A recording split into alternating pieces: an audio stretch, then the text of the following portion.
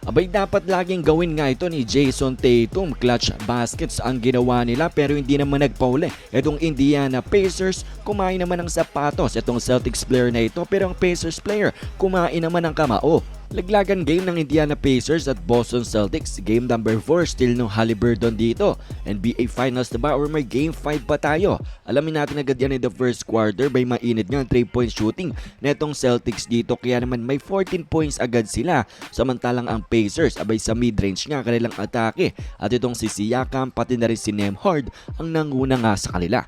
And the nice defense pa nga dito ni Derrick White sa isang Pacers player.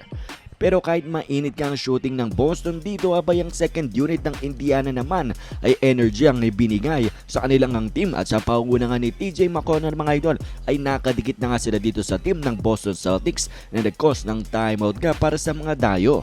At sa last minutes abay naging sagutan na nga lang tayo at hindi na nagkakalayo ang two teams. And then nasipa pa nga sa mukha si Pritchard ni Jackson after ng nice fake niya.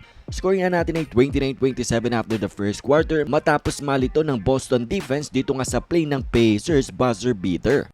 Second quarter natin abay sa unang 3 minuto ay sagutan na naman sa opensa ang Pacers pati na nga rin ang team ng Celtics. Pero this time itong si Andrew Nembhard ay binuhat na nga ang kanyang team para makalamang na muli 36-35.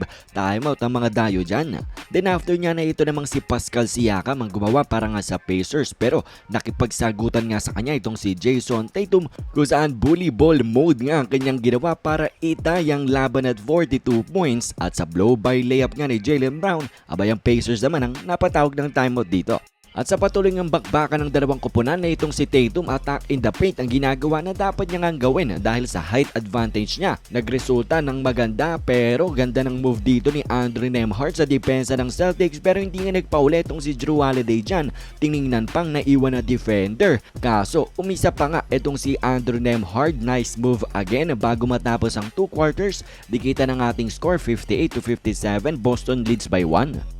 At sa ating third quarter, abay back-to-back 3-pointers agad ang binigay ni Miles Turner dito nga sa Celtics defense. Nagkaroon sila ng 5-point lead pero kahit papano nakabawi naman dito ang Celtics sa opensa pero masyado ngang mainit ang Pacers mga idol at the start kaya naman tumawag muna ng timeout ang team ng Boston dito. At once again tayo ay nauwi nga sa dikitang laban kung saan talaga namang hindi nga makalayo ang Pacers dito sa Boston. Nagkaroon pa nga ng kaunting away dito, nagtulakan lang naman itong si Jaylen Brown pati rin si Miles Turner, both technical fouls. Then all of a sudden mga idol, the defensive intensity rises for both teams. Gandang play sa depensa ang ginawa at lalo na si Nesmith kung saan na-hype nga siya after ng charging call.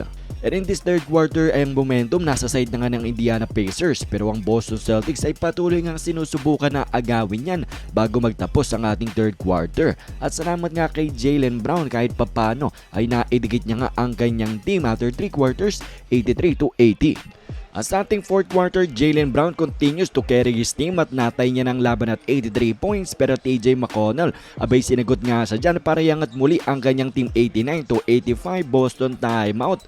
After nyan, abay winave off nga 3-pointer ni Brown, di umabot pero it doesn't matter. Bumawi agad ang kanyang 3-pointer. Pero ang Pacers dito sa panguna nga ni Siakam at ni Nembhard ay ginawa ng 9 points ang lamang nila. Hype nga sila dyan pagtapos at itong si McCollum mga idol, hard fall pa ni Brown ng nasalo sa pulo sa mukha and surprisingly hindi ito flagrant foul kundi common foul lang daw. Then naging matinding back and forth na naman tayo dito at clutch baskets versus clutch baskets ang nangyari habang paubos ang oras natin.